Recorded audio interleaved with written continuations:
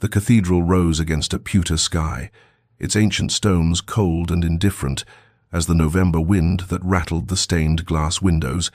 casting fractured colored light across the assembled nobility who had come to witness the union of two great houses. Lady Vivienne Ashworth stood at the altar in a gown of ivory silk that seemed to absorb the grey morning rather than reflect it, her hands steady despite the trembling in her heart as she gazed upon the man she was about to marry. Duke Alaric Ashford, whose dark eyes held nothing but ice as they swept over her with the same cursory interest one might give to a piece of furniture being delivered to one's home. The ceremony proceeded with all the grandeur befitting their stations, the bishop's voice echoing through the vaulted ceiling as he spoke of sacred bonds and eternal devotion, words that rang hollow in Vivienne's ears as she felt the weight of every diplomatic negotiation, every political calculation that had led to this moment. Her father had spoken of duty, of the alliance between their families that would strengthen both their positions at court, of the honor of becoming a duchess. But he had not spoken of love, for love had never been part of this arrangement. As the bishop prompted them to face one another for their vows, Alaric took her hands with the mechanical precision of a man signing a contract,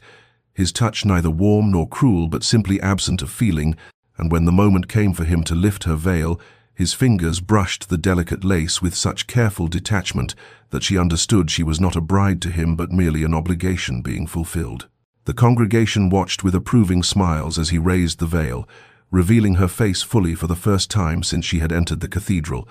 and she saw something flicker in his expression, assessment, and perhaps, or mild surprise that she was not wholly unpleasant to look upon,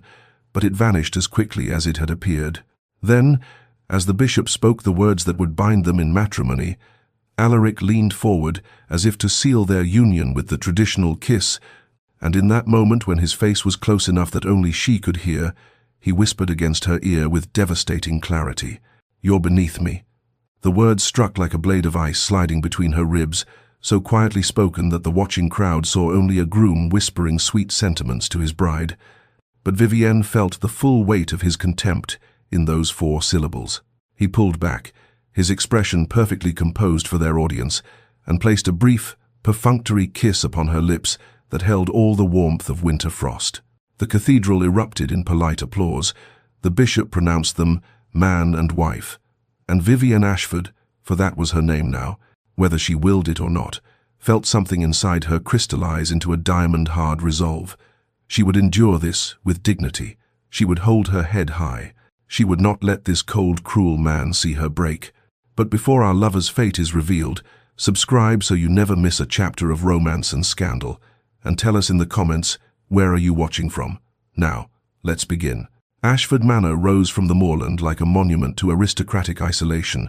its countless windows reflecting nothing but grey skies and the bare branches of ancient oaks that lined the drive, and when Vivienne arrived as its new mistress, she felt the weight of its vastness settle upon her shoulders like a cloak woven from loneliness itself. The Duke had departed for London within hours of their wedding breakfast, offering neither explanation nor expected date of return, leaving her to navigate the labyrinthine corridors and cavernous rooms attended only by servants who watched her with the cautious curiosity one might direct toward an exotic bird, placed unexpectedly in a familiar cage. She established herself in the Duchess's apartments, rooms that had remained closed since the late Duke's mother had occupied them, and found them beautiful but cold, filled with furniture shrouded in holland covers and portraits of women who had come before her, all wearing the same expression of dignified resignation she now saw reflected in her own mirror. The household ran itself with the mechanical efficiency of long-established routine. The housekeeper, Mrs. Hendricks, presenting herself each morning for orders that Vivienne quickly learned were mere formalities, for the woman had managed these halls for 30 years and needed no instruction from a girl of 22, yet Vivienne approached each day with quiet competence, learning the rhythms of the estate, the names of every servant, the particular difficulties of managing a household that served a master who rarely graced it with his presence. She discovered that kindness, even small gestures of it, created ripples in the still waters of Ashford Manor, a word of thanks to the scullery maid who brought her morning chocolate, genuine interest in the head gardener's arthritic hands, insistence that the aging footman not strain himself, carrying her trunks and slowly, almost imperceptibly, The servants' wariness transformed into something approaching respect, their postures softening when she passed, their responses becoming less rehearsed and more human. The Duke returned after a fortnight, appearing at dinner without warning or greeting, taking his seat at the distant head of the table as if she were merely another piece of furniture in the room, and when she attempted polite conversation about the estate, he responded with monosyllables that made clear her words were an unwelcome intrusion into his thoughts. His absences became a pattern she learned to predict. 3 days at the manor, then a week in London, occasionally a month at his hunting lodge in Scotland,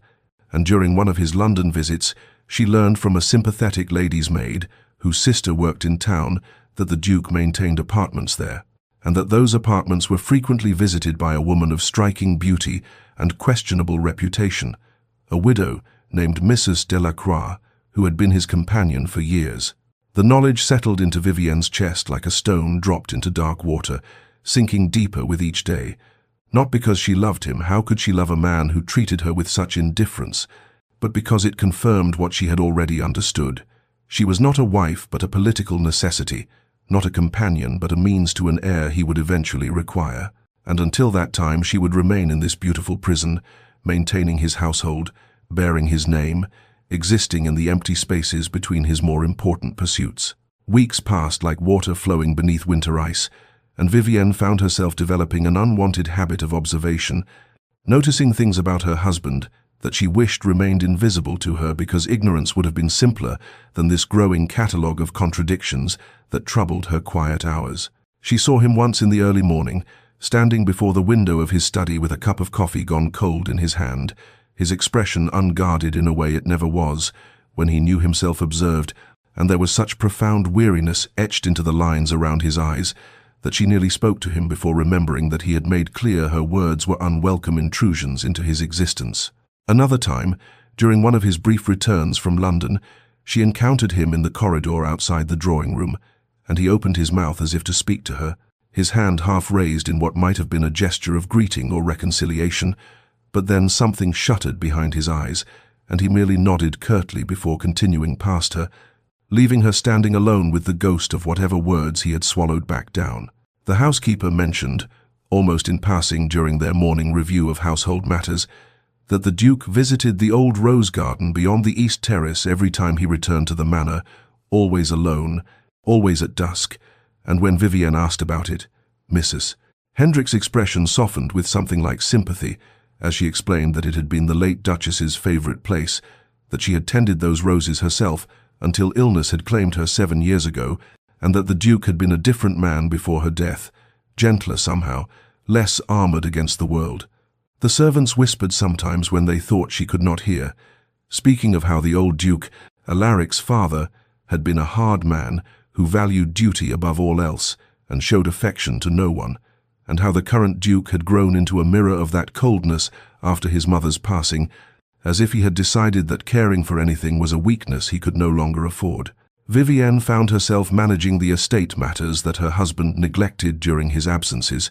reviewing the accounts with the steward, approving necessary repairs to tenant cottages, corresponding with the land agent about crop rotations and drainage improvements, and she discovered a strange satisfaction in these tasks, in the tangible good she could accomplish even in this isolated existence. But the first true crack in her carefully maintained composure came on a grey afternoon when she found a small stack of her letters home, sitting on a table in the library, still sealed, the wax unbroken, and she realized with a sick feeling that he had not even bothered to open them, that her attempts to share some small piece of herself through written words had been so utterly beneath his notice that he had simply set them aside, like correspondence from tradesmen requiring no immediate response, and she stood there holding those rejected letters, feeling something inside her that had been bending under the weight of loneliness finally begin to fracture. 3 months had passed since their wedding when the Duke decided to host a dinner party at Ashford Manor, inviting neighbouring families of consequence, and Vivienne prepared for the evening with the meticulous care she brought to all her duties, wearing a gown of deep emerald silk that brought out the colour of her eyes, her dark hair dressed simply but elegantly, determined to represent his household with the dignity he seemed incapable of recognizing in her. The dinner proceeded with all the formal choreography such events required, conversations flowing around topics of politics and hunting and the latest scandals from London, and Vivienne participated with the practiced grace her mother had instilled in her, attentive but not forward, contributing thoughtful observations when appropriate, until the conversation turned to the matter of the proposed railway expansion through the county. Lord Pemberton expressed concern about the disruption to traditional estates, and Vivienne, who had been studying the matter because it would affect several of their tenant farms, ventured an opinion that the railway might actually benefit agricultural communities by providing faster transport to markets, reducing spoilage and increasing profits for both landlords and farmers alike. The table had grown quiet, several guests nodding thoughtfully at her words, when the Duke's voice cut through the silence like a blade through silk. "My wife has charming notions, but she lacks the understanding of such complex economic matters. Perhaps we should leave these discussions to those with the experience to comprehend them." The words landed with the weight of a public humiliation, and Vivienne felt the heat rise to her cheeks as the other guests quickly redirected their attention to their plates, embarrassed witnesses to her diminishment, and she sat frozen in her chair, her hands clenched in her lap beneath the concealment of the tablecloth, maintaining her composure through sheer force of will, while something inside her finally, irrevocably broke. She endured the remainder of the evening with a smile painted on her face, played the perfect hostess as guests departed, and accepted their compliments on the excellent dinner with gracious words that felt like ashes in her mouth. And when the last carriage had rolled away down the drive, and the Duke had retired to his study without a word to her, she climbed the stairs to her apartments with the slow, measured steps of someone walking toward an execution. That night, sitting at her writing desk while the fire burned low in the grate, Vivienne made the decision that would alter the course of her life. She would not endure this marriage any longer, would not spend the rest of her days being dismissed and degraded by a man who saw her as beneath his contempt, and with trembling hands, she drew out a fresh sheet of paper and began composing a letter to her family's solicitor in London,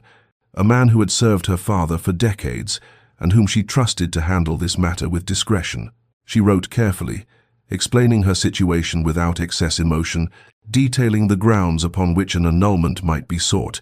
and when she had sealed the letter and hidden it in her writing case to be posted secretly through a trusted maid, she rose and began the quiet work of gathering her most precious personal effects, her mother's pearls, the miniature portrait of her sister, the books of poetry she had brought from home, tucking them away in a small trunk at the back of her dressing room, where they would not be noticed by the servants who attended her. As she worked in the lamplight, moving silently through rooms that had never truly felt like hers, Vivienne allowed herself one moment of grief for what this marriage might have been had she wed a different man, or had this man been capable of seeing her as something more than a political arrangement made flesh, and a single tear traced down her cheek before she brushed it away with fierce determination, refusing to waste any more of her heart on someone who had made clear he had no use for it. The following Tuesday, Vivienne informed Mrs. Hendricks that she required the carriage for a visit to her dressmaker in town, a perfectly reasonable errand that would raise no suspicion, and she dressed with particular care in a traveling costume of charcoal grey that seemed to match the overcast sky, her heart beating with nervous determination as the horses pulled the carriage away from Ashford Manor and down the winding drive toward the village and beyond it to the modest offices of Fitzwilliam and Sons, solicitors, where Mr. Edmund Fitzwilliam had served her family's legal interests for more than 30 years. The elderly solicitor greeted her with evident surprise and concern when she was shown into his private office, offering her tea and inquiring after her health, with the gentle courtesy of someone who had known her since childhood. And when she finally found the courage to explain why she had come, speaking in a low voice about the nature of her marriage and her desire to be free of it, his lined face grew grave with an expression that suggested he was not entirely shocked by her revelation. He listened without interruption as she detailed the circumstances, the Duke's persistent coldness and cruelty, the public humiliations, the complete absence of any marital intimacy or affection, and when she had finished speaking, Mr. Fitzwilliam steepled his fingers beneath his chin and regarded her with kind but serious eyes, as he explained that an annulment would indeed be possible given the grounds she described, that non-consummation, combined with documented evidence of emotional cruelty, could constitute basis for ecclesiastical dissolution, though the process would be delicate, and would require her to demonstrate a clear separation from her husband's household. She must leave Ashford Manor, he told her, establishing residence elsewhere for a period of time to show the irretrievable breakdown of the marriage, and she would need to gather any correspondence or witnesses who could attest to the Duke's treatment of her. And throughout this explanation, Vivienne felt a strange mixture of relief and sorrow, relief that escape was possible, and sorrow that her marriage had come to this cold legal dissolution. They agreed that she would depart the manor in 1 week's time, travelling to her family's smaller estate in Somerset, where she could reside while the annulment proceedings were initiated, and Mr. Fitzwilliam promised to begin preparing the necessary documents with utmost discretion, understanding that premature discovery of her intentions could complicate matters considerably. She left his office feeling both lighter and heavier than when she had arrived, the weight of her unhappiness slightly lifted by the prospect of freedom, but replaced by the gravity of the step she was taking, and as the carriage carried her back toward Ashford Manor, she watched the countryside roll past the window and wondered if she would feel any regret when she saw these fields and forests for the last time. What Vivienne did not know, could not have known, as she returned to the manor and went about her evening duties with careful normalcy, was that her lady's maid, young Catherine, who had served her with loyal devotion since her arrival, had mentioned to one of the footmen in an unguarded moment that the Duchess had seemed troubled of late and had been seen tucking items into a small trunk, and that this footman, whose primary allegiance was to the Duke's valet rather than to the household's mistress, had carried this tidbit of information upstairs, where it would eventually reach ears that would understand its significance, setting in motion a chain of events that would transform everything Vivienne believed about her future and her husband's capacity for change. It was Thursday evening when Harrison, the Duke's valet who had served him for 15 years with unquestioning discretion, knocked softly on the study door where Alaric sat, reviewing correspondence with little attention to the words before him, and when bidden to enter, the older man approached with the peculiar hesitation of someone bearing news he knew would be unwelcome,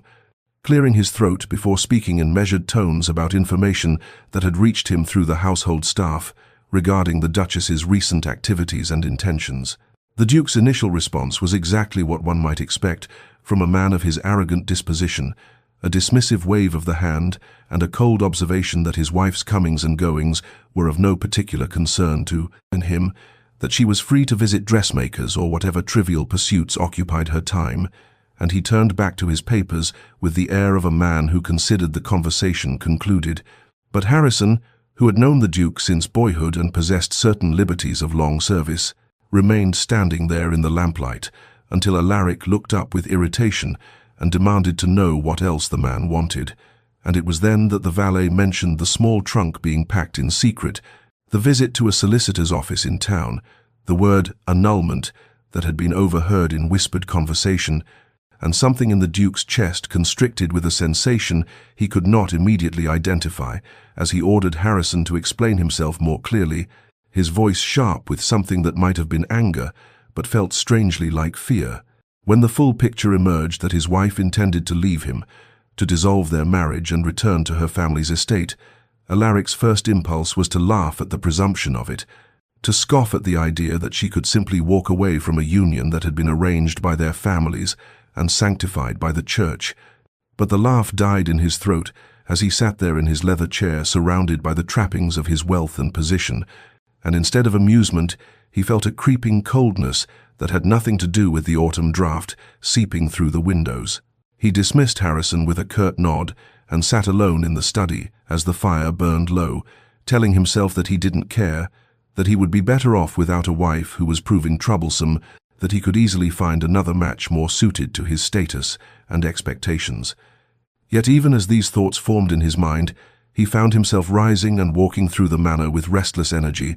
noticing for the first time in months the changes that had taken place during Vivienne's residence. The entrance hall, which had always seemed cold and unwelcoming, now held fresh flowers in the Chinese vases his mother had collected, and the formal drawing room showed evidence of careful attention, cushions plumped, surfaces gleaming, the very air seeming warmer somehow than it had been before her arrival. He found himself in the servants' wing, where he overheard the housekeeper praising the Duchess's fairness in resolving a dispute between two maids, and later he noticed that the ledgers in his estate office, which he had been neglecting shamefully, were filled with Vivienne's precise handwriting, recording transactions and managing accounts he had left to languish. Something shifted in his chest as he stood there holding those ledgers, running his fingers over her careful notations, and for the first time since learning of her planned departure, the Duke felt a sensation he did not recognize because it was so foreign to his experience: panic, genuine and unvarnished. At the thought of this manor without her presence, of his life returning to the empty routine it had been before she came, of losing something he had never properly valued until faced with its absence, and though he could not yet name what he was feeling or understand why it mattered so much, Alaric Ashford spent that night pacing his chambers with growing dread, watching the shadows lengthen across the floor and knowing that something precious was slipping through his fingers like sand, though his pride would not yet allow him to acknowledge exactly what he stood to lose. Friday morning arrived with pale sunlight filtering through the morning mist, and the Duke found himself standing outside the breakfast room where he knew Vivienne took her morning tea, his hand raised to knock on the door in a gesture so foreign to him that he almost laughed at the absurdity of it. He who had never sought permission to enter any room in his own home, hesitating now like a schoolboy outside the headmaster's office. When he finally entered, Vivienne looked up from her correspondence with an expression of cool surprise. Her teacup paused halfway to her lips, and he found himself suddenly awkward and uncertain as he mumbled something about wishing to discuss household matters, though he had no household matters to discuss and they both knew it. She regarded him with those grey eyes that seemed to see through every pretense, responding with perfect politeness that she was at his disposal, gesturing to the chair across from her with a formality that cut him more deeply than any harsh word could have done. And as he sat there attempting to manufacture conversation about the upcoming harvest or the state of the tenant cottages, he noticed details about her that he had never bothered to observe before, the way she took her tea with a single lump of sugar and a precise measure of cream, the way her fingers traced the edge of her saucer when she was thinking, the way morning light caught in her dark hair and revealed shades of auburn he had never seen. He realized with a sensation approaching horror that he knew nothing about his own wife, nothing of her preferences or her thoughts, nothing of what made her smile or what caused her sorrow beyond the sorrow he himself had inflicted, and this ignorance seemed suddenly unforgivable in a way his deliberate cruelty had not. Their stilted conversation lasted perhaps 10 minutes before Vivienne excused herself with impeccable courtesy to attend to her duties, leaving him sitting alone in the breakfast room, feeling more lost than he had since his mother's death. And throughout the day, he found himself seeking her out on various pretexts, catching glimpses of her in the library where she sat reading in the window seat, watching from his study window as she walked in the gardens with a book tucked under her arm, observing the graceful way she moved through the world he had tried so hard to make unwelcoming to her. That evening he was meant to travel to town for his weekly visit to his mistress, a habit he had maintained with callous regularity throughout his marriage, and he actually ordered his carriage prepared and dressed for the journey before something made him hesitate, some new and uncomfortable awareness that going to another woman, while his wife prepared to leave him forever, seemed not just cruel but somehow unbearable. He almost sent a note cancelling the engagement, his hand on the writing desk, the paper before him, but pride reasserted itself with familiar force. He would not let her change his habits and would not give her that power over him, would not admit even to himself that anything had shifted in his carefully ordered world. So he went, riding through the darkness toward the townhouse where his mistress awaited, but the evening stretched before him with leaden weight, the conversation seeming hollow, the company tedious in a way it had never been before, and he found himself making excuses and departing far earlier than usual, riding back toward Ashford Manor through the night with a restlessness he could not name, returning to find the manor dark and silent, except for the lamp still burning in Vivienne's window, and he stood in the courtyard looking up at that light and wondering what she was thinking, whether she was relieved by his absence or simply indifferent,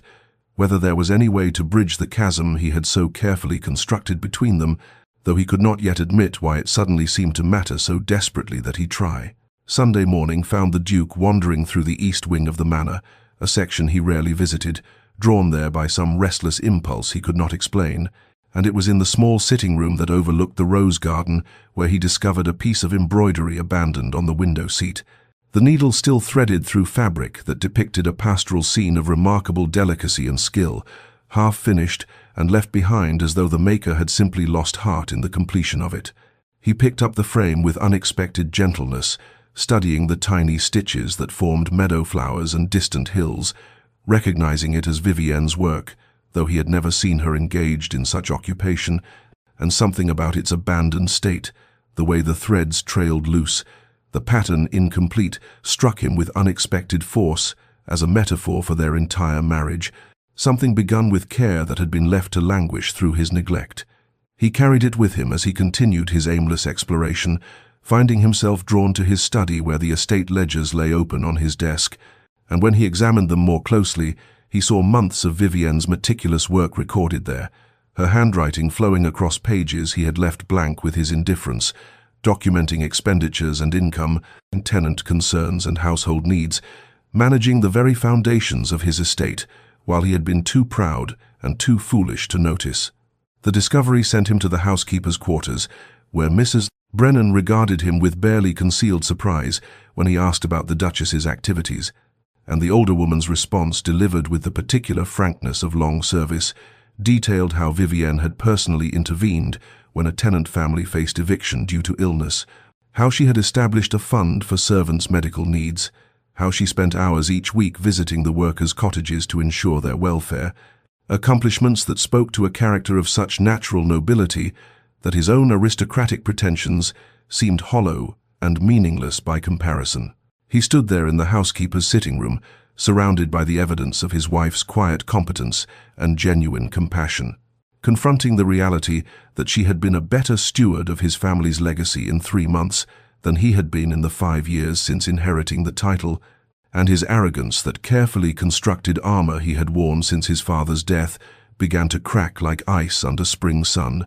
revealing beneath it something raw and uncertain and desperately afraid. That evening he sought her out with a determination born of desperation, finding her in the library where she sat reading by lamplight, and he asked with an awkwardness that would have been comical had it not been so sincere whether she would join him for dinner. A simple request that should have required no courage yet cost him nearly everything to voice, and her response, delivered with impeccable politeness that somehow felt more cutting than any insult, was a gentle decline accompanied by the observation that she had already taken her meal and wished to retire early, leaving him standing alone among the books as she glided past him with the distant courtesy of a stranger. And he understood with crushing clarity that he had transformed his wife into exactly that, a stranger in his own home, someone who looked at him with nothing in her eyes but cool indifference, and the realization that he had done this through his own cruelty, his own pride, his own determined blindness to the treasure that had been placed in his care, settled upon him with the weight of stones as he remained there in the empty library, holding the abandoned embroidery frame like a talisman of all he stood to lose, knowing that she would leave in 3 days and taking with her any possibility of redemption he might have hoped to find. Monday arrived with leaden skies that matched the weight in Alaric's chest, and he woke with the knowledge that Vivienne would leave in 2 days, settling upon him like a physical burden, prompting him to do something he had never done in his 5 years as Duke. He cancelled every appointment, every engagement, every obligation that might take him from the manor, sending notes to his steward and his man of business and the various petitioners who sought his attention, claiming indisposition, though the only malady he suffered was one of his own making. He wandered through Ashford Manor as though seeing it for the first time, noticing details that Vivienne's presence had brought into being: fresh flowers in the entrance hall that had stood bare and cold for years, new curtains in the drawing room that admitted light where shadows had previously reigned, small touches of warmth and care that had transformed his ancestral home from a mausoleum of past glories into something that might have been called welcoming, and he understood with devastating clarity that when she left, she would take all of this with her, leaving behind only the cold emptiness he had thought himself content with before her arrival. The afternoon found him in the gardens, where he discovered her walking among the late-blooming roses, a shawl wrapped against the autumn chill, and he approached with the hesitation of a man walking toward his own judgment, finding words inadequate, and his usual arrogance useless as armor against the cool regard she turned upon him when he spoke her name. They stood there in the fading light, surrounded by flowers that would soon surrender to winter's approach, and he attempted to make conversation about inconsequential matters, the weather, the gardens, the state of the roses, until she interrupted him with a directness that cut through all pretense, asking simply, "Why does it matter now?" The question hung between them like a blade, and he found himself unable to answer with anything approaching honesty, unable to say that he had only just begun to see her as a person rather than an inconvenient obligation, unable to admit that the thought of her absence had become unbearable in ways he could not yet fully comprehend, unable to confess that he might be falling in love with the wife he had so thoroughly scorned, and his silence spoke volumes that words could not have conveyed. She regarded him with those grey eyes that seemed to hold all the sorrow of their brief marriage, and she told him with quiet finality that she would be leaving in 2 days, departing at dawn on Wednesday, and he heard in her voice not anger, but a kind of gentle resignation that was somehow worse than any fury could have been, as though she had already mourned their marriage and moved beyond it, while he was only just beginning to understand what he stood to lose. He wanted to protest, to demand she stay, to order her as her husband to remain, but even he recognized that such commands would only prove her wisdom in leaving, and instead he stood mute and helpless as she excused herself with perfect courtesy and walked back toward the manor, her figure growing smaller against the vast stone facade of his family home, and he remained there alone among the roses as darkness gathered and the first cold drops of rain began to fall, feeling his carefully constructed world begin its inevitable collapse around him, understanding that he had built his life upon foundations of pride and arrogance that were now crumbling beneath the simple truth that he had wounded the one person who might have saved him from becoming the cold, empty man his father had been, and recognizing with the particular agony of revelation that comes too late that he did not want her to go, could not bear the thought of her absence, needed her in ways that terrified him with their intensity, though he had no idea how to tell her any of this, no vocabulary for vulnerability after years of practiced disdain, no way to bridge the chasm he had so deliberately created between them in the scant 2 days that remained before she would leave him forever. Tuesday dawned with a pallor that seemed to match the desperation in Alaric's soul, and he rose before first light, knowing this was his last full day before Vivienne's departure, the final hours in which he might somehow prevent the dissolution of a marriage he had only just begun to value, and his first action was one that cost him more pride than he had imagined he possessed. He sent word to his mistress in town that their arrangement was ended, permanently and without possibility of reconciliation, enclosing a generous settlement that felt like paying penance for sins he was only beginning to fully comprehend. The morning found him in his study with Edmund Graves, the elderly steward who had served his father and grandfather before him, a man whose discretion had always been absolute, but whose loyalty Alaric now desperately needed to transcend into honesty. And when he asked the old man to speak plainly about his conduct as both duke and husband, the silence that followed felt like judgment itself before Graves began to speak in measured tones about cruelty disguised as aristocratic privilege, about a young duchess who had tried with quiet dignity to be a worthy partner while being met with nothing but disdain, about servants who whispered their shock at how thoroughly the young duke had embraced his father's worst qualities, that cold distance, that casual cruelty, that absolute conviction that rank excused all manner of unkindness. The words struck Alaric with the force of physical blows, each observation a mirror held up to reflect what he had become, and he saw with devastating clarity that he had indeed transformed into the very man he had sworn as a grieving boy never to emulate. That distant father who had ruled Ashford Manor like a tyrant and died unmourned even by his own son, and the recognition that he had inflicted upon Vivienne the same loveless existence his mother had endured, sent him to his feet, pacing the study like a caged animal while something fundamental shifted in the architecture of his soul. He understood then, standing among his father's books and his grandfather's hunting trophies and all the accumulated weight of Ashford pride, that what he felt for Vivienne had transcended obligation or even attraction and become something he had no experience. Naming this aching need for her presence, this desperate desire to be worthy of her regard, this willingness to surrender every scrap of pride, if it meant she might look at him without that terrible polite distance in her eyes, and he recognized it finally as love, not the pleasant affection he had imagined. Marriage might eventually produce but something fierce and consuming that made mockery of everything he thought he had understood about himself. He spent the afternoon composing and discarding letters, trying to find words adequate to convey the transformation occurring within him, but every phrase seemed insufficient against the magnitude of what he needed to express, and finally he resolved to speak to her directly this evening, to lay himself bare before her judgment and beg not for forgiveness, which he knew he did not deserve, but merely for the chance to prove that he could become the husband she had deserved from the beginning,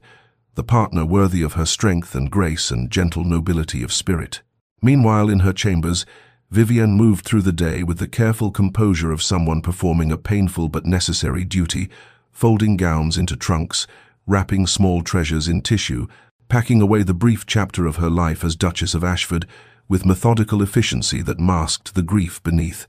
And though she had made her decision with clear eyes and sound reasoning, though she knew leaving was the only path to preserving what remained of her dignity and hope, still her hands trembled slightly as she placed each item away,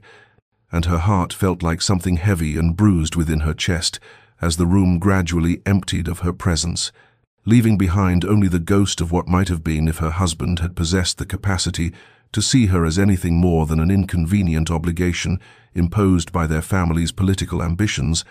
And as evening shadows lengthened across her sitting room, she stood at the window, looking out over the grounds of Ashford Manor,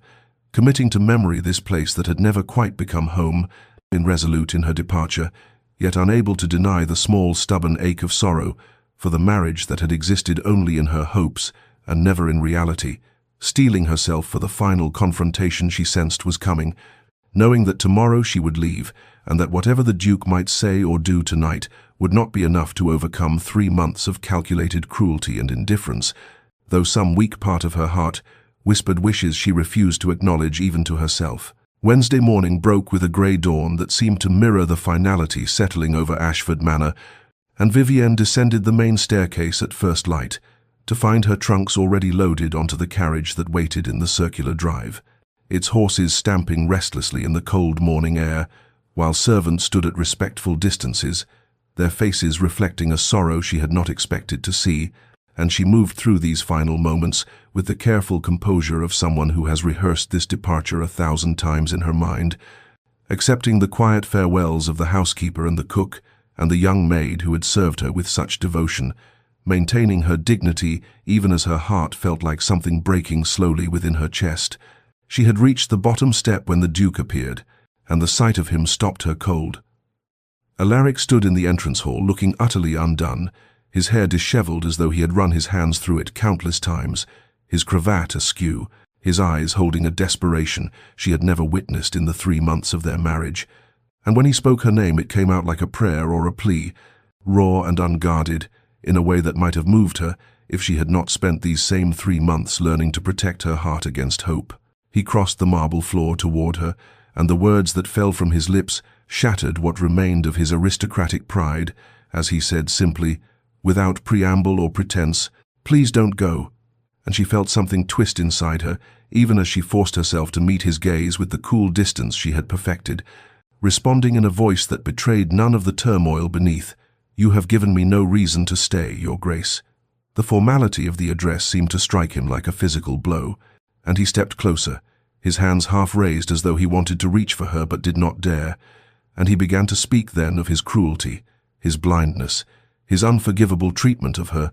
words tumbling out in a confession that might have seemed rehearsed, except for the genuine anguish threading through every syllable, admitting that he had been wrong about everything,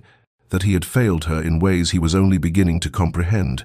that the thought of her leaving had become unbearable, and she listened to all of this, with her spine rigid and her expression carefully neutral, protecting herself against the seduction of his suddenly discovered conscience. When he finished, standing before her with his pride in ruins around him, she spoke with a firmness born of self-preservation, telling him that his sudden remorse came too late, that she would not remain in a marriage where she was valued only at the moment of losing her, that she deserved more than the scraps of regard he now offered when departure forced his hand. And she saw something crack in his expression, some last bastion of hope crumbling, but she could not let it sway her, could not let 3 months of pain be undone by one morning's desperate plea. She moved past him toward the door, and he did not try to stop her, did not command or demand or order as she half expected he might. And this restraint was somehow worse than force would have been, speaking to a transformation she could not afford to believe in, and she walked out into the grey morning and climbed into her carriage without looking back, giving the driver a nod that set the horses in motion, feeling the wheels begin their roll down the gravel drive that would carry her away from Ashford Manor and the husband who had broken her heart through casual cruelty and was now breaking it again through belated recognition of what he had and destroyed. And she sat with her hands folded in her lap and her eyes fixed forward, refusing to glance through the window at the grand house, receding behind her, refusing to acknowledge the tears that finally, in the privacy of the carriage, began their slow descent down her composed face. The carriage had rolled perhaps 30 yards down the gravel drive when something inside Alaric simply shattered, some final restraint breaking like a dam that could no longer hold back the flood, and he found himself running after it without conscious decision, his boots pounding the gravel as he called her name with a desperation that stripped away every last vestige of ducal dignity, and he had closed perhaps half the distance when his foot caught on a displaced stone, and he went down hard, his palms striking the sharp gravel of the drive, with a force that sent white-hot pain shooting up his arms as the broken edges of stone cut deep into his flesh. He should have stopped then, should have risen and retreated to the manor to tend his bleeding hands and salvage what remained of his pride. But pride had become meaningless in the face of losing her, and so he did something no Duke of Ashford had ever done. In the long and illustrious history of his family, he crawled forward on hands and knees through the gravel and broken stone, feeling sharp edges bite into his palms with each movement, leaving smears of crimson on the pale stones as he dragged himself toward her departing carriage, calling her name in a voice that broke on the syllables, transformed from the cold aristocrat who had sneered at her 3 months ago into something raw and desperate and entirely human. The servants who witnessed this scene would speak of it in hushed voices for years to come, how the proud Duke of Ashford crawled through his own drive like a beggar, his fine morning coat stained with dust and blood, his carefully cultivated composure shattered beyond recognition, and it was the coachman who saw him first and pulled the horses to a halt, uncertain what protocol demanded when one's employer was on his knees in the gravel, and through the carriage window Vivienne caught a glimpse of movement and turned to see her husband crawling toward her with bloodied hands and devastation written across every line of his face. She descended from the carriage in a rustle of traveling clothes, her own composure fracturing at the sight of him, and she stood frozen on the drive as he reached her and remained on his knees, looking up at her with eyes that held none of the arrogance she had endured for 3 months, only a terrible, naked vulnerability that made her chest tighten with emotions she could not name. And when he spoke, his voice was hoarse and broken as he said, "I was wrong, Vivienne. I was wrong about everything." He held up his bleeding hands as though they were an offering or a penance, the crimson staining his shirt cuffs and dripping onto the grey stones, and he continued in that same raw voice, "You're not beneath me. You were never beneath me. I'm beneath you. I have been, from the moment we met, and I was too blind and too proud and too much my father's son to see it, and I have no right to ask anything of you after how I've treated you. No right at all, but I am asking anyway because I cannot let you leave without you knowing that you are worth more than 1,000 men like me, that you are magnificent and strong and everything I should have cherished from the beginning, and if you still choose to go then I will not stop you. But please, please know that losing you is the first real thing I have ever felt, and it is destroying me." The words hung in the cold morning air between them, and Vivienne stood looking down at this man who had been nothing but cruel indifference for months, now broken and bleeding at her feet, and she felt her carefully constructed walls beginning to crack, even as she told herself that words spoken in desperation meant nothing, that this could be manipulation or pride wounded by rejection rather than genuine transformation. Yet still she could not look away from his bleeding hands, or the terrible honesty in his eyes as he knelt before her in the gravel, waiting for her judgment, like a condemned man waiting for sentence, and something in her heart that she had tried so hard to protect began to shift. Despite all her resolutions, despite every good reason she had to climb back into that carriage and never look back. The sight of him kneeling there with blood, staining the gravel beneath his hands, unlocked something in Vivienne that she had kept tightly controlled for 3 months. And suddenly all the anger she had suppressed came flooding out in a torrent of words that cut through the grey morning air like shards of glass, recounting every cruelty he had inflicted, from that first whispered dismissal at the altar to the countless cold shoulders and casual dismissals that had followed, reminding him of dinner parties where he had spoken over her as though she were invisible, of evenings where he had left her sitting alone in that vast dining room while he disappeared to visit his mistress. Of the morning, she had found her carefully written letters to him, sitting unopened in his study, as though her thoughts and feelings were too insignificant to warrant even a moment of his attention. And she spoke of the humiliation of being a wife in name only,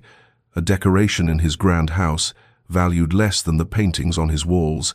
And as the words poured out, she felt years of training in composure and dignity crumbling away, leaving only the raw hurt of a woman who had tried so hard to be worthy of a man who had never once looked at her with anything but disdain. Alaric remained on his knees throughout this recitation of his failures, his bleeding hands hanging at his sides, and he did not interrupt or defend himself or offer any of the aristocratic justifications he might once have employed, instead simply accepting each accusation as though it were a deserved blow. And when she finally ran out of words and stood trembling before him, with tears streaming down her face, he said quietly, "You are right about all of it. Every word, and I have no defense to offer, because there is no defense for what I have done to you." And the simplicity of this acknowledgement, free from excuses or explanations, struck her as profoundly as his earlier confession had. He looked up at her then with eyes that held nothing but terrible honesty, and said, "I am not asking you to forgive me, Vivienne, because I know that what I have done is unforgivable, and I am not asking you to stay out of any obligation or duty or misguided sense of mercy, but I am asking for one thing that I have no right to request. I am asking for time to prove that I can become the husband you deserved from the beginning, and time to show you through actions rather than words that I am capable of change. And if after that time you still wish to leave, then I will not only let you go, but I will help you do so. I will give you whatever settlement you require, and I will speak to your family and the solicitors myself to ensure the annulment proceeds smoothly. But please, please give me a chance to be better than I have been." Vivienne stood frozen in indecision, her heart torn between the self-protective instinct that screamed at her to get back in the carriage and leave before he could hurt her again, and a small, fragile hope that perhaps this transformation might be real, that perhaps the broken man kneeling before her in the gravel represented something genuine rather than a performance designed to salvage his wounded pride. And she found herself thinking of all the small moments she had observed over the past weeks, the troubled expressions when he thought himself unobserved, and the gradual changes in his behavior that had begun even before he knew of her planned departure. And she realized that while his grand gesture of crawling after her carriage might have been dramatic, the foundation for change had perhaps been building more quietly beneath the surface. She drew a deep breath that trembled in her chest, and spoke words that surprised even herself as they emerged, telling him that she would grant him 1 month, 30 days, during which she would remain at Ashford Manor and observe whether his professed transformation held any substance, or whether it would dissolve like morning mist once the immediate crisis had passed.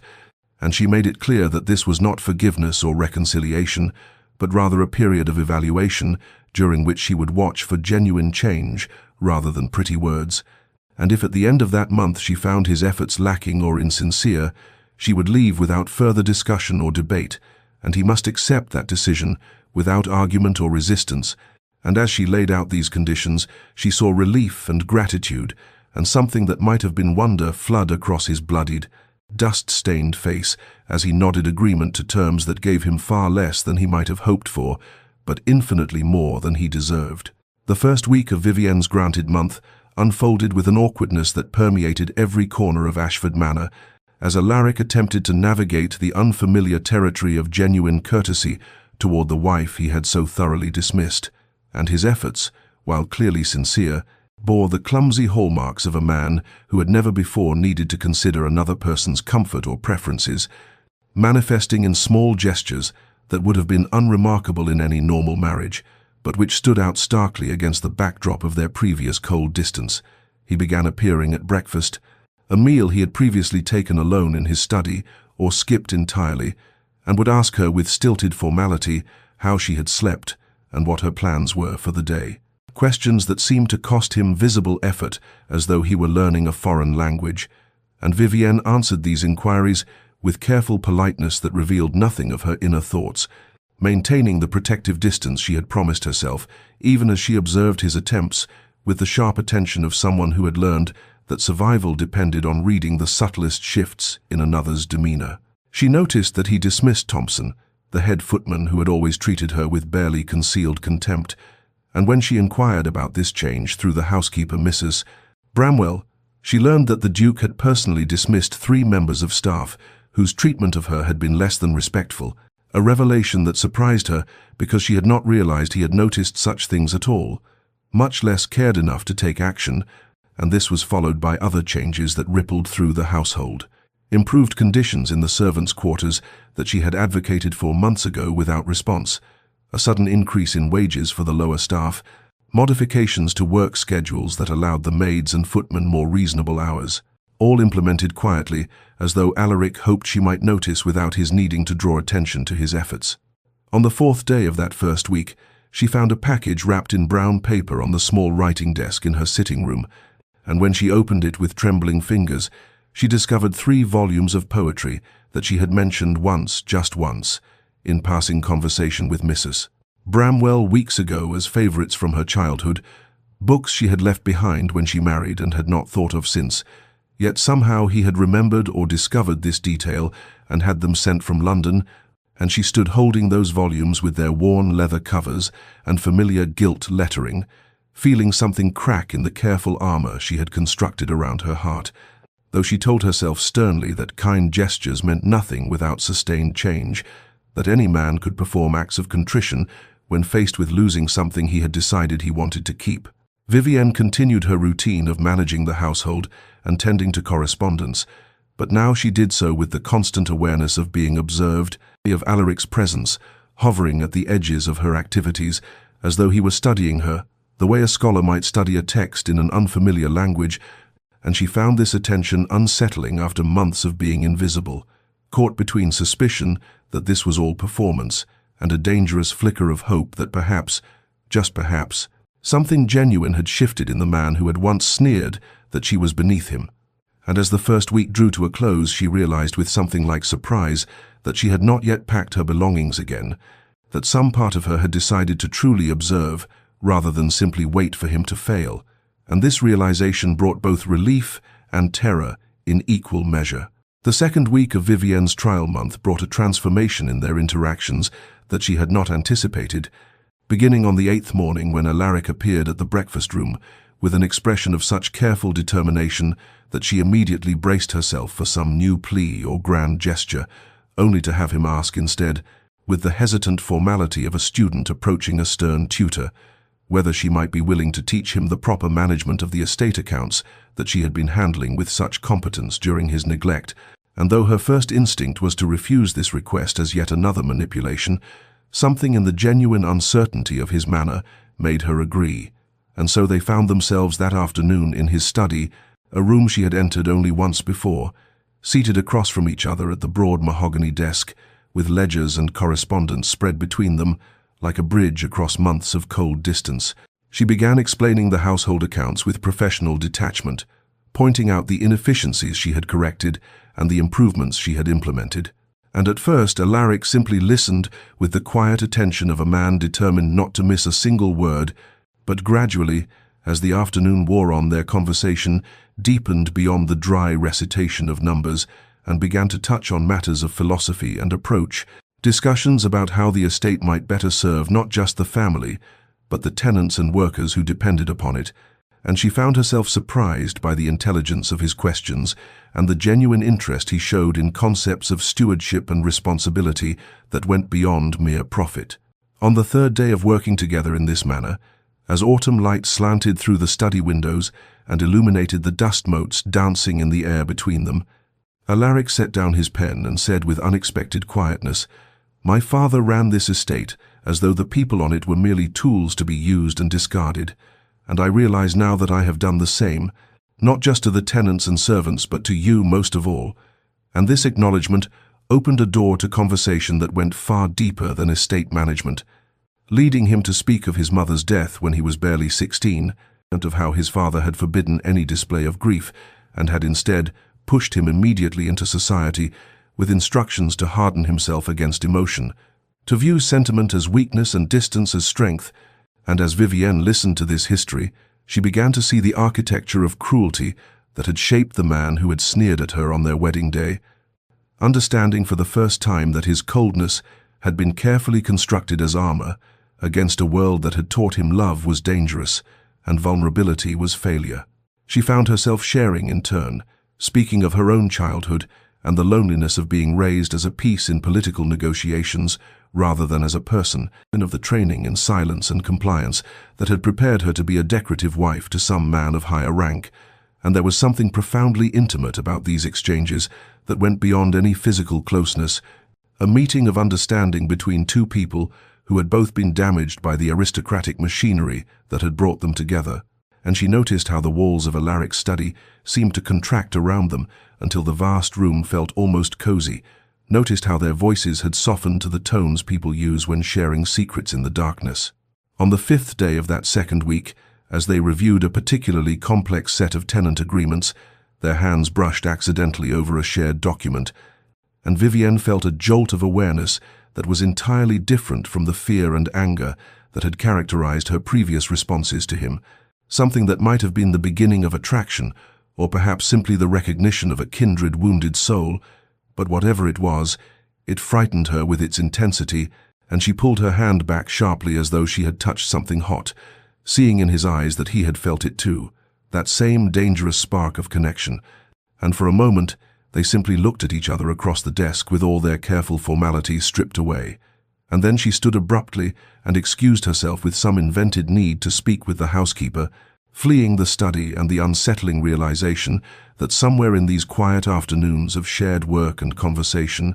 the man she had every reason to hate had begun to transform in her perception from monster to human, from tormentor to someone who might, just possibly, be capable of becoming something more. The third week of Vivienne's trial month brought a transformation that surprised them both, as the careful formality that had characterized their earlier interactions began to dissolve into something that resembled genuine friendship,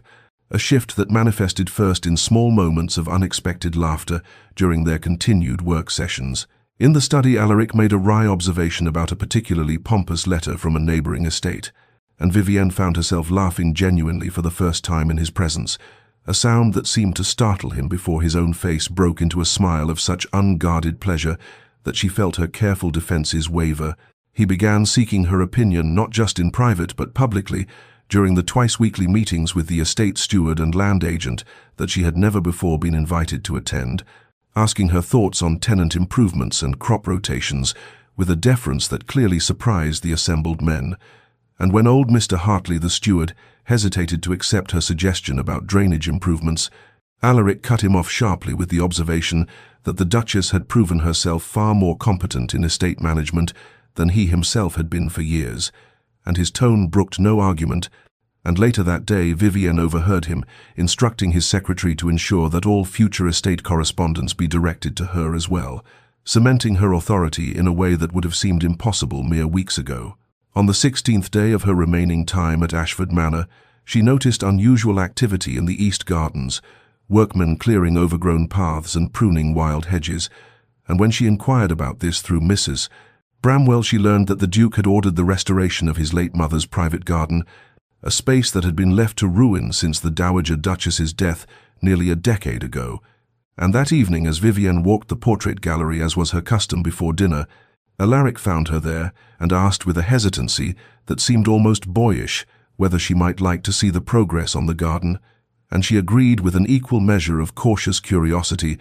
Following him through corridors she had never traversed to a door that opened onto a walled space that was slowly being transformed from wilderness back into beauty. They walked the cleared paths as twilight deepened around them, and he spoke of his mother with a tenderness she had never heard in his voice before,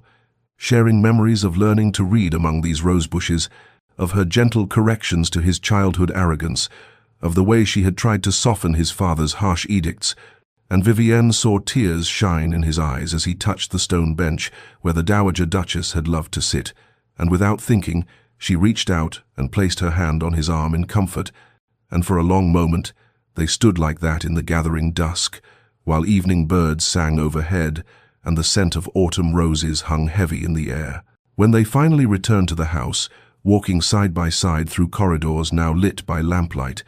Vivienne realized, with a start, that she had begun to look forward to their time together, that the sharp edge of her anger had worn smooth through these weeks of patient attention. And this realization brought with it a surge of conflicting emotions, hope warring with fear, the dangerous desire to believe in his transformation, battling against the memory of every cruelty he had inflicted. And that night, as she prepared for bed, she found herself asking the question that terrified her most. Could she trust this change? Or was she simply allowing herself to be charmed by a skilled performer who would revert to coldness once he felt secure in her capitulation? And she lay awake for hours, wrestling with the understanding that her heart had already begun to soften toward the man she had every reason to hate,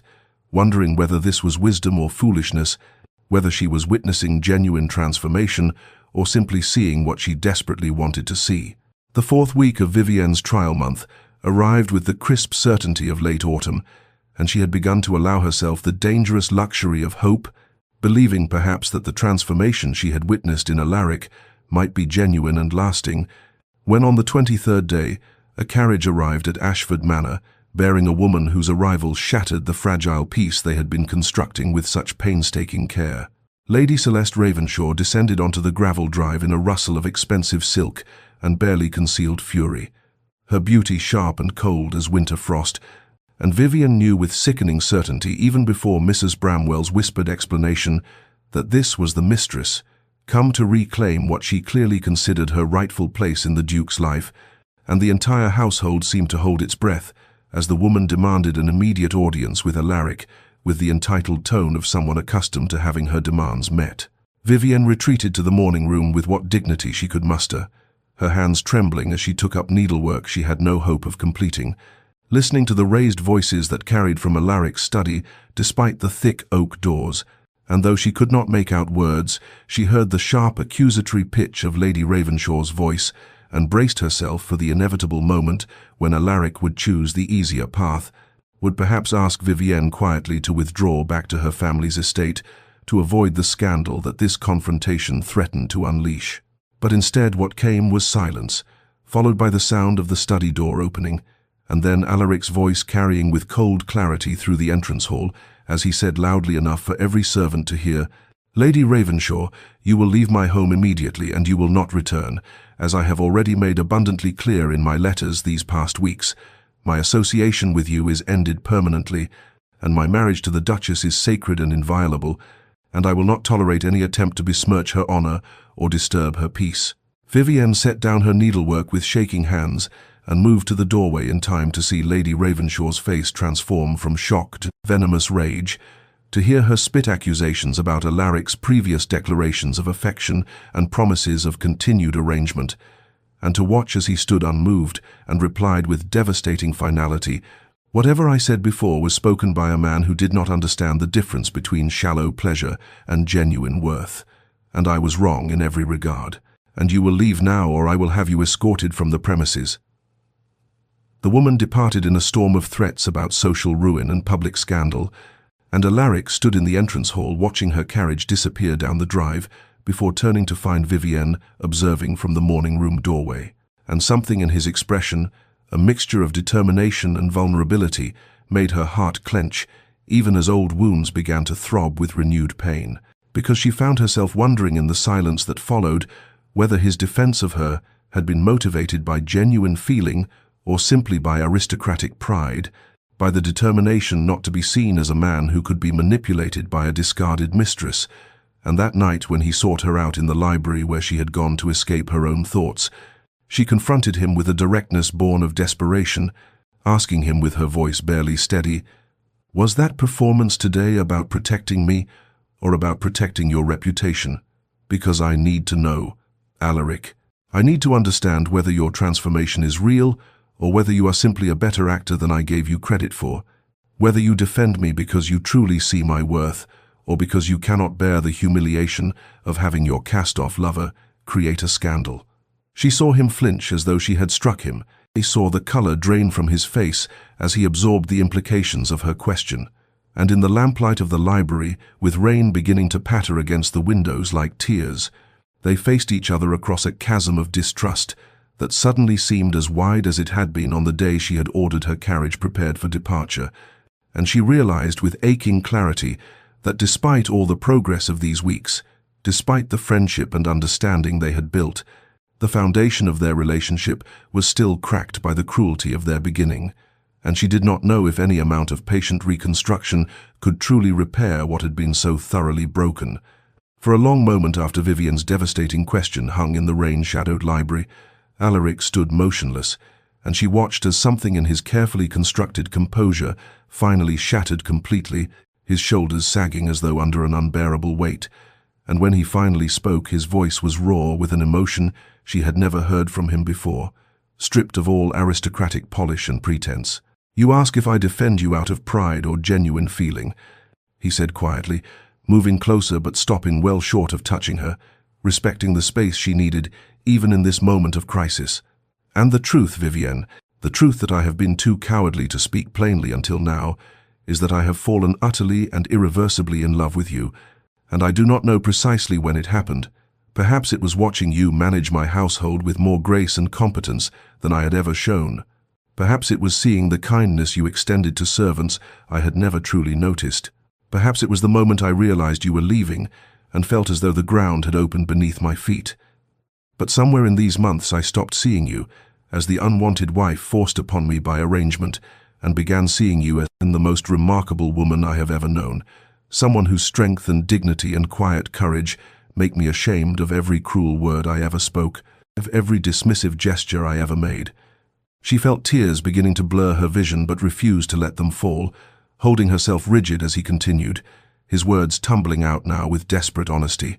"I defended you today not because my pride demanded it, but because the thought of anyone speaking ill of you makes me want to tear the world apart. Because you have become more precious to me than my reputation, or my position, or anything else I once thought mattered. And I know I have no right to these feelings. I know that I forfeited any claim to your affection when I sneered that you were beneath me on the day we wed, when I treated you with coldness and contempt while you showed nothing but dignity in return."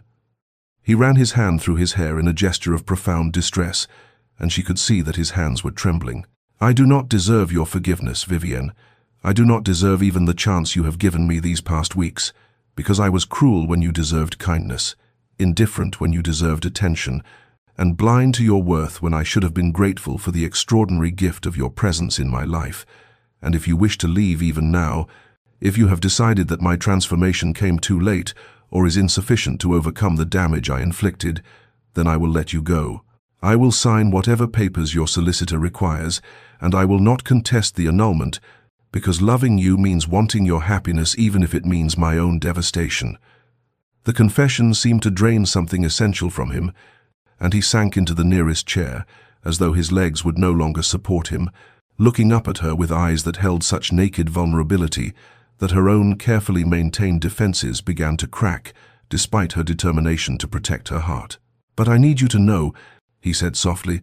"that regardless of what you decide, you have transformed me in ways I cannot fully articulate. You have shown me what it means to live with honor and compassion, and I will spend the rest of my life trying to be worthy of the man you saw potential in, even when I gave you every reason to see only the monster I had become." Vivienne found her voice at last, though it emerged barely above a whisper, and she heard herself saying the words she had not known she was ready to speak until they fell from her lips like rain. "I am falling in love with you too, Alaric, and that terrifies me more than anything else in this world, because I do not know if I can trust these feelings, if I can risk my heart on a transformation that might prove temporary, if I can forgive completely enough to build something real on the ruins of what was broken." She saw hope flare in his eyes even as she continued, "But I also know that I do not wish to leave, not truly, not anymore, and that realization leaves me vulnerable in ways I swore I would never allow again."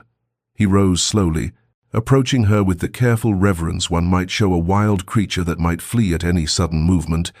and when he spoke again, his voice held a promise that resonated with absolute sincerity. "Then I will wait," he said.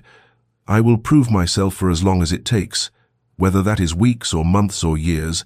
I will show you every day through my actions that my love is genuine and my transformation is permanent, and I will never stop trying to earn the trust I so carelessly destroyed, because you, Vivienne, are worth every effort, every sacrifice, every moment of patience it requires." The library held them in its silence for several heartbeats after Alaric's promise, and Vivienne felt something fundamental shift within her,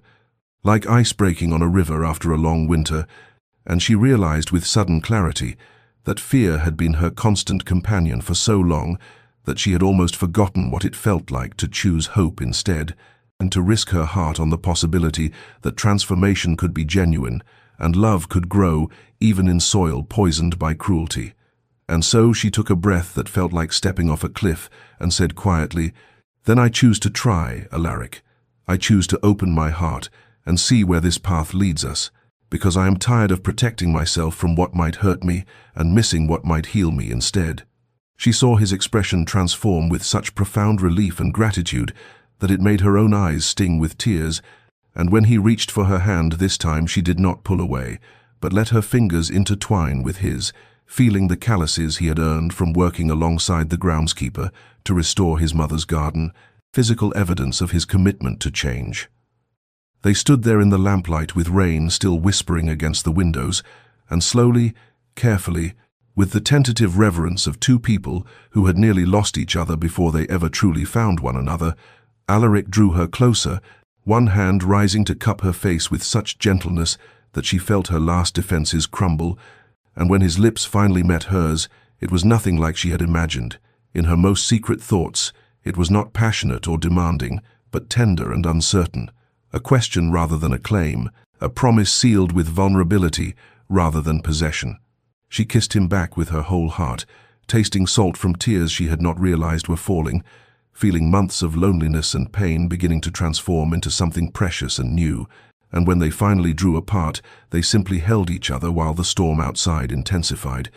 Two people who had begun as strangers bound by duty, discovering that they might become partners bound by choice and love. The weeks that followed saw their relationship blossom like late-season roses,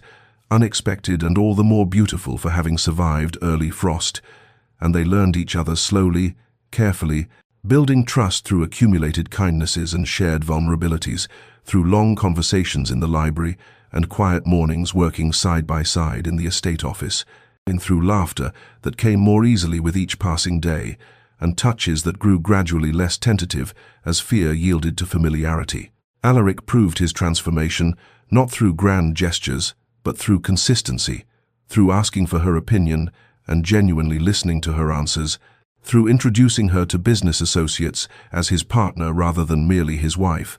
through the 100 small ways he demonstrated daily that he valued her mind and her presence and her heart. By the time winter arrived in earnest, covering Ashford Manor in pristine snow, Vivienne had fallen completely and irrevocably in love with the man her husband had become, and when he suggested quietly that they might renew their vows in the spring, this time speaking words they both meant with their whole hearts, she agreed with joy that felt like sunlight breaking through clouds. The ceremony took place in his mother's restored garden on a morning when apple blossoms drifted like snow and the air smelled of growth and possibility, and before their closest friends and the household staff who had witnessed their entire journey, Alaric took her hands and said clearly, "You are not beneath me, you never were. You are beside me and above me, and the greatest blessing of my undeserving life." And Vivienne replied with equal conviction, "I choose you, not because arrangement demands it, but because my heart desires it, not because duty requires it, but because love compels it." When they kissed this time, it was before witnesses who cheered their union, and Vivienne thought of the cold cathedral where they had first wed, and marveled at how far they had traveled from that bleak beginning, how patient, love, and genuine transformation had turned what began as a prison into a partnership that made both of them better than they had been alone. 5 years had passed since that spring morning when Vivienne and Alaric renewed their vows in the restored garden, and Ashford Manor had been transformed in ways that extended far beyond its physical beauty, becoming a place of warmth and laughter and genuine happiness where once cold indifference had reigned. And on this particular afternoon in late summer, Vivienne stood at the library window watching their 3 children play among the roses. Eleanor, named for Alaric's mother, chasing her younger brothers, Thomas and James, through the paths, while their father pretended to be a fearsome dragon they must outwit, and she felt her heart swell with a contentment so profound it sometimes still surprised her, this abundance of joy built on the ruins of what had nearly been her greatest sorrow. Alaric caught her watching and smiled, that particular smile he reserved only for her, full of love and gratitude, and the quiet wonder of someone who knew how close he had come to losing everything that mattered. And later, when the children had been settled with their governess, and the house had fallen into evening quiet, they walked together through the garden, as had become their custom, her hand secure in his, discussing estate matters and family concerns, and the 1,000 ordinary intimacies of a partnership built on genuine respect and deepening affection. "Do you ever think about that morning when you nearly left?" he asked softly, as they paused beside the fountain where water caught the last golden light of sunset, and Vivienne considered the question thoughtfully before answering. "I think about how close I came to protecting my heart by closing it completely, how fear nearly convinced me that safety was worth more than the possibility of love, and I am grateful every day that I found the courage to risk hope instead of certainty, to choose transformation over bitterness." He raised her hand to his lips in a gesture that had become habitual over the years, but had never lost its tenderness, and she saw in his eyes the man who had crawled through broken gravel rather than let her go, the man who had shattered his pride and rebuilt himself into someone worthy of the second chance she had granted. But now, dear listener, I must step away from their story to speak directly to your heart, because Vivienne and Alaric's journey holds truths that extend beyond the boundaries of their particular lives, lessons about the nature of transformation and the courage required to look beneath surfaces and see potential where others might see only brokenness. We live in a world that often encourages us to protect ourselves by refusing second chances, to guard our hearts so carefully that we miss the possibility of genuine change. And while wisdom certainly requires us to recognize when someone's cruelty is immutable, there exists also a place for patient observation of authentic transformation, for the kind of hope that sees not what someone has been, but what they are becoming. Vivienne's story teaches us that strength lies not in maintaining our walls forever, but in being brave enough to lower them when someone proves through consistent action that they have truly changed. And Alaric's journey reminds us that even those who have caused great pain can find redemption if they are willing to do the difficult work of genuine transformation,